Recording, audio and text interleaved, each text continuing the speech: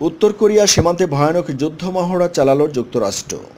উত্তর কোরিয়ার সীমান্ত থেকে মাত্র ১৫ মাইল দূরে দক্ষিণ কোরিয়ার সঙ্গে যৌথ যুদ্ধ মহড়া প্রদর্শন করল যুক্তরাষ্ট্র। আধুনিক অস্ত্র, যুদ্ধবিমান ও প্রচুর ট্যাঙ্ক নিয়ে বিশাল আকারের মহড়া চালায় দুই দেশ। উত্তর কোরিয়াকে বার্তা দিতে এই মহড়া বলে মনে করা হচ্ছে।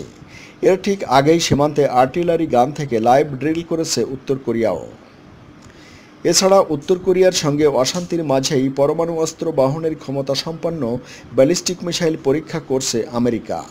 ক্যালিফোর্নিয়ার ভান্ডেনবার্গ এয়ারফোর্স বেস থেকে উৎক্ষেপণ করা হয় এই মিনিটম্যান 3 ব্যালিস্টিক মিসাইল। মার্কিন স্থানীয় সময় রাত 12টা থেকে ভোর 6টার মধ্যেই এ পরীক্ষা উৎক্ষেপণ চালানো হবে বলে জানা গেছে।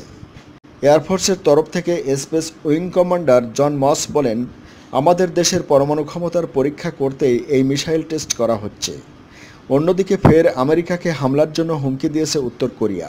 সেদেশের প্রতিরক্ষামন্ত্রী ইয়র্ক ইয়ং-শিক হুঁশিয়ারি দিয়ে বলেন, সর্বাধুনিক পরমাণু অস্ত্র ও সরঞ্জামের অধিকারী দেশের সেনাবাহিনী আমেরিকায় হামলা চালানোর জন্য প্রস্তুত রয়েছে।